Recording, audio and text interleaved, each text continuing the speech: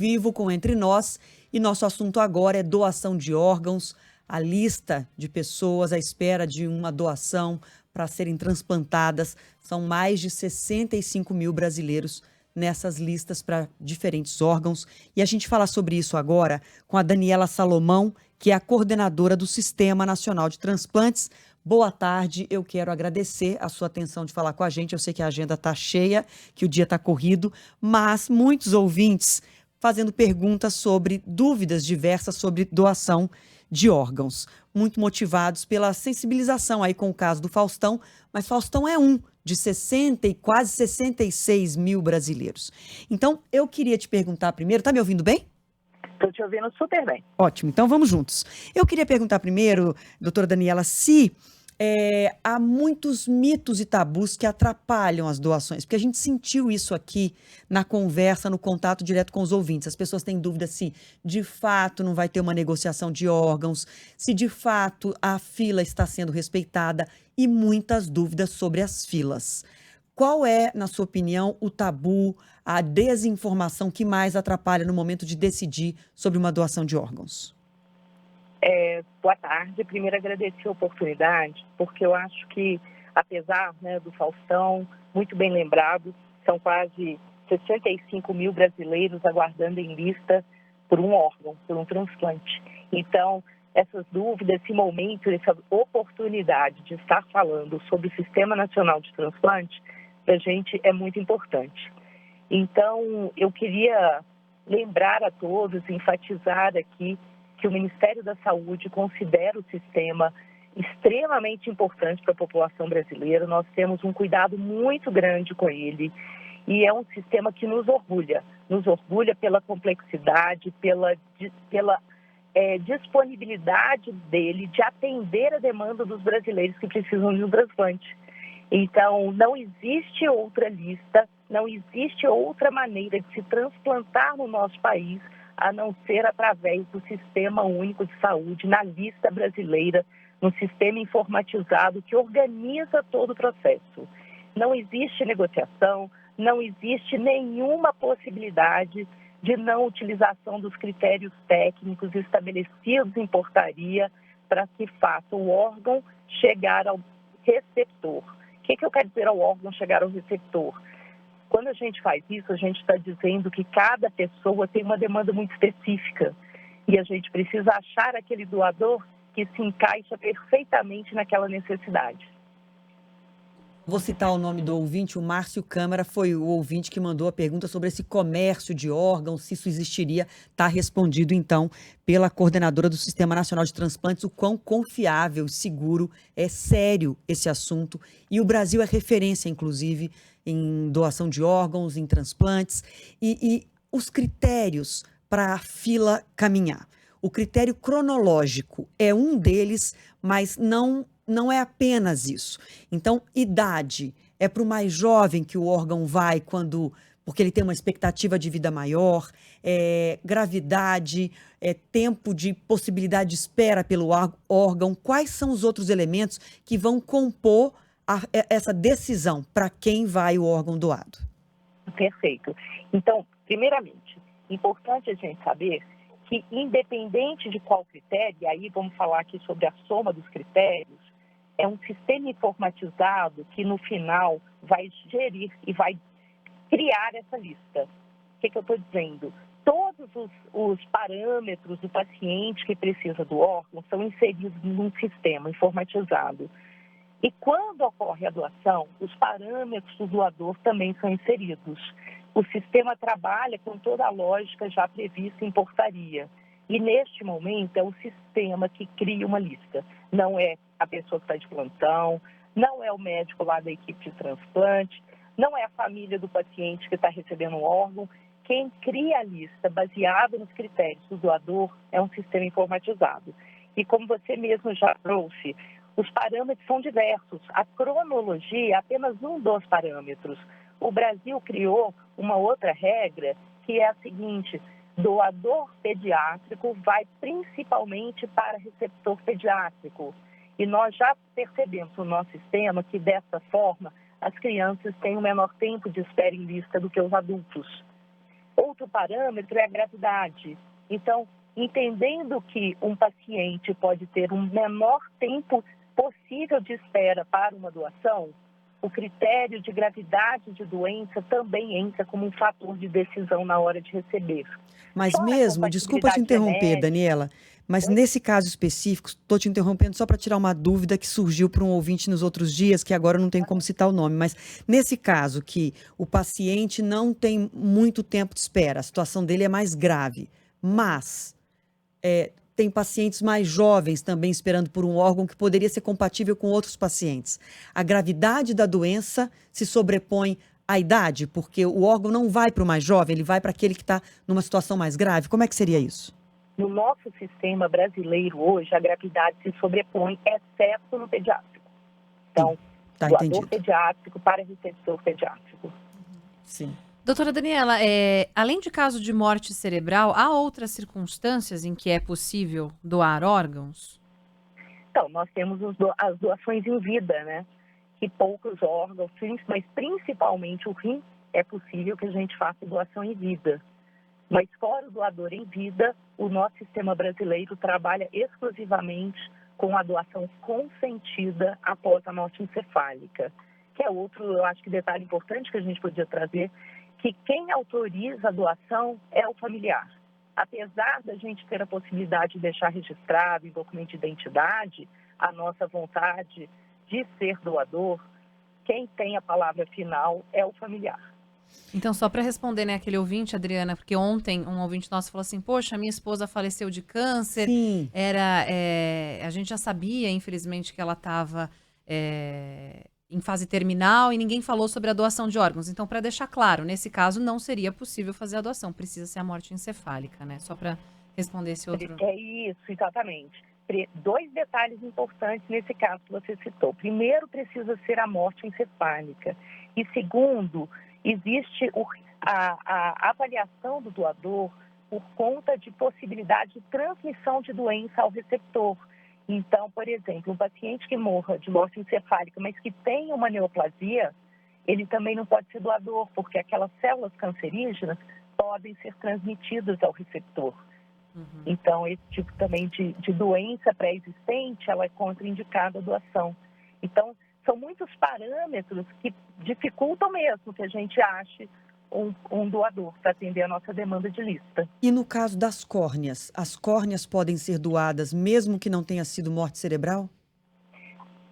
O que existe, é ótimo você ter trazido isso, que é a doação após parada circulatória.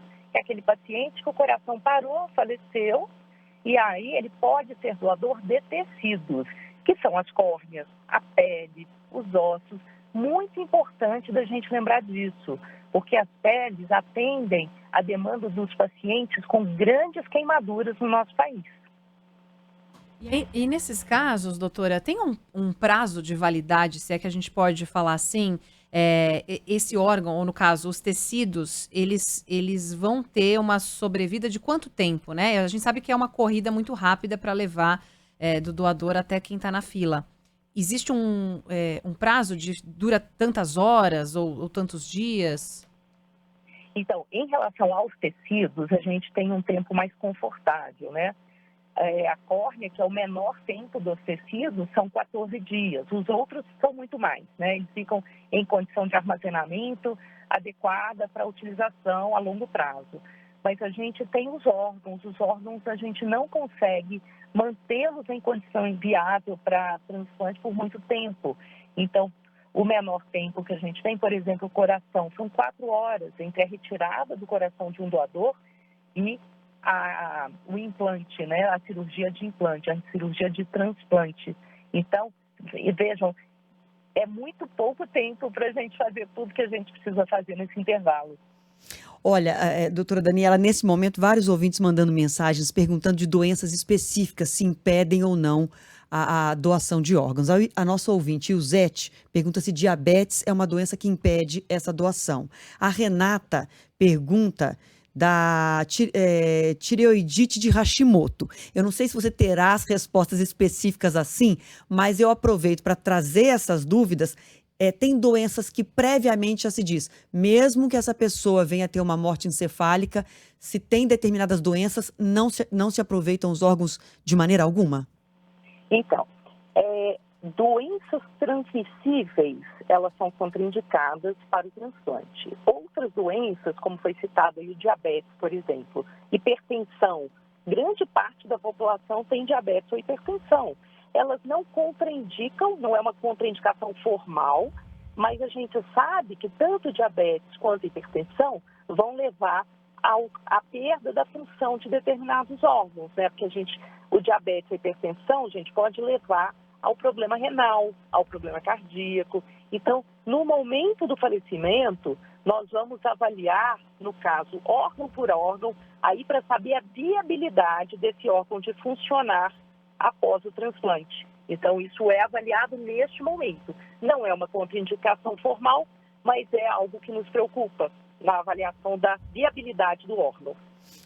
Eu acho importante esclarecer isso, porque agora começam a surgir várias mensagens de ouvintes perguntando especificamente de doenças. Se alguns casos de câncer têm permissão, que caso haja morte encefálica, de doar ou não, e várias outras doenças. Eu acho importante a gente esclarecer isso para a população, que na verdade, assim, ninguém quer passar por uma tragédia que alguém da família ou que a gente mesmo enfrente uma situação de morte encefálica. Então, não é para morrer que a gente está se preparando uma situação trágica assim. A gente está se preparando para, e tem que se preparar como sociedade, para aumentar a nossa base de possíveis doadores. E aí não importa exatamente a pessoa se preocupar com o estado de saúde dela, porque lá na frente, se for declarado que desejava doar, os médicos vão fazer essa avaliação muito detalhada, não é isso?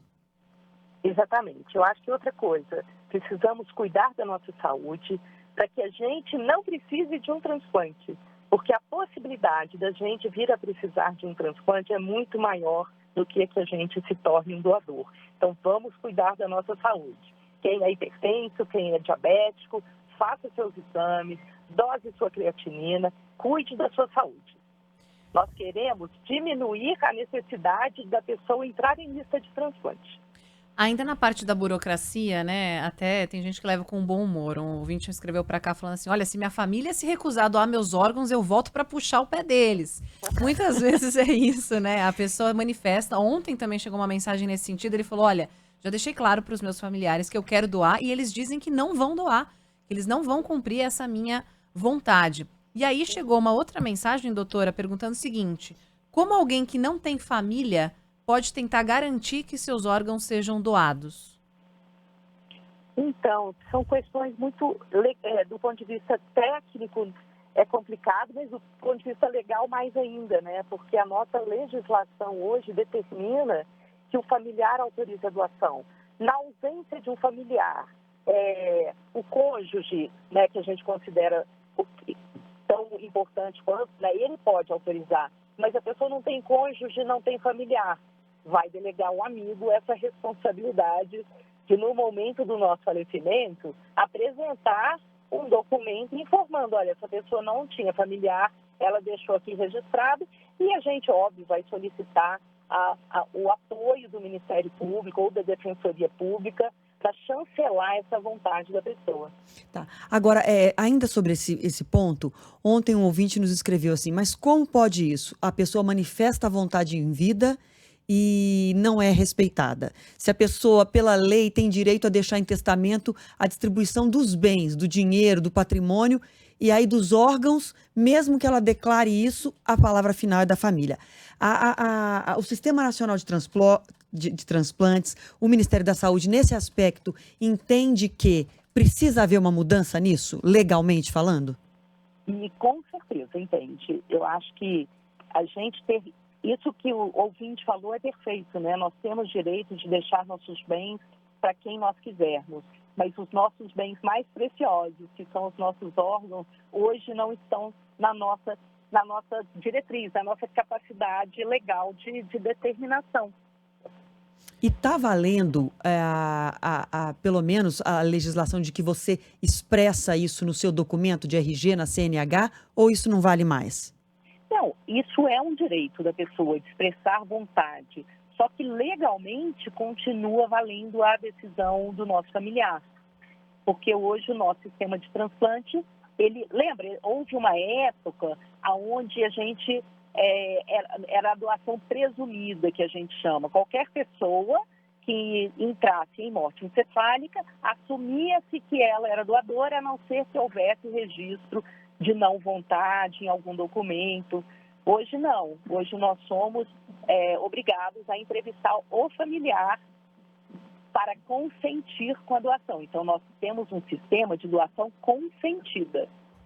Doutora, e aí quais são os passos, então? Porque a gente sabe que no momento em que um familiar morre, é tanta coisa, né? A cabeça fica a mil, são tantas providências a serem tomadas. E muitas vezes ouvintes falam isso, é uma burocracia, vai demorar, ou na hora nem me lembrei. Qual que deve ser o caminho? E já que a gente está falando de morte encefálica, acredito que na maioria das vezes, se não todas, o paciente já vai estar necessariamente num hospital, é isso? Ele vai ter aquele encaminhamento, aquele amparo? A quem as pessoas devem procurar para, num momento tão crítico, né, acabarem pedindo essa doação, né, fazendo encaminhamento para doação de órgãos? Perfeito. Então, o paciente em morte encefálica obrigatoriamente vai estar dentro de uma unidade hospitalar. Mas é importante que a família provoque esse processo dentro do hospital, porque, às vezes, os hospitais também não estão habituados com essa situação. E nós vemos, então, que a família perde a oportunidade da doação pela não abertura do protocolo e não conversa sobre isso, porque sempre, gente, é uma situação muito delicada para a família e para os profissionais de saúde também. Então, discutir sobre isso, trazer a situação para ser conversada é muito importante. Então, o paciente em morte encefálica estará dentro de uma unidade hospitalar, a família busca o médico assistente naquele momento para discutir a situação da possível doação. O paciente... Pois não, desculpa. Pode finalizar. Paciente pós-parada circulatória, que é aquele paciente que pode morrer até em casa, aí é esse que a gente precisa conversar com a unidade hospitalar mais próxima, ou com a central de transplante. Cada estado tem um fluxo um pouco diferente dessa notificação da morte em parada circulatória para doação de tecidos. Era essa dúvida, porque tem muitos ouvintes perguntando, né? No caso de uma parada cardíaca, pode doar o órgão? Então, o órgão não, os tecidos sim. Aí, nesse caso, como a senhora bem deu o exemplo, uma morte em casa, é preciso que a família procure um hospital, um centro mais próximo. Exato, perfeito. É isso. Para a gente terminar, que nosso tempinho está acabando, a ouvinte Eliane pergunta, tem idade mínima ou máxima para ser doador? Existe idade mínima para doador de órgãos pela dificuldade de se realizar os testes no recém-nascido. Então, após 7 dias de vida, é possível, sim, realizar todos os testes. 7 dias de vida? 7 dias de vida. Sim. E idade máxima? Idade máxima depende muito da idade biológica da pessoa. Em que condições aqueles órgãos estão e se eles são viáveis ou não para serem transplantados. É estado de saúde. Então, a gente tem que encerrar. Que bom que a gente conseguiu esclarecer vários pontos. Esse assunto a gente pode voltar em outros momentos, porque é muito relevante. Quase 66 mil brasileiros dependendo de um órgão, de uma doação para seguir sua trajetória. Nós conversamos com a Daniela Salomão, coordenadora do Sistema Nacional de Transplantes. Eu vou terminar, doutora Daniela, lendo uma mensagem de um ouvinte, que é o Márcio. Eu não era doador, até ver que meu sogro precisava de um órgão para sobreviver. Graças a Deus, ele conseguiu o órgão que precisava. Quando vi aquilo, no outro dia, fui mudar meus documentos para doador de órgãos. E muitos ouvintes perguntando, mas não dá para deixar um documento oficializado no cartório, as pessoas querendo arrumar uma maneira de que o desejo delas seja obedecido, respeitado pelas famílias. Eu acho que, de fato, essa conversa tem que continuar do ponto de vista legal para a nossa legislação, a modificar essa realidade e facilitar a doação de órgãos no nosso país. Te agradeço demais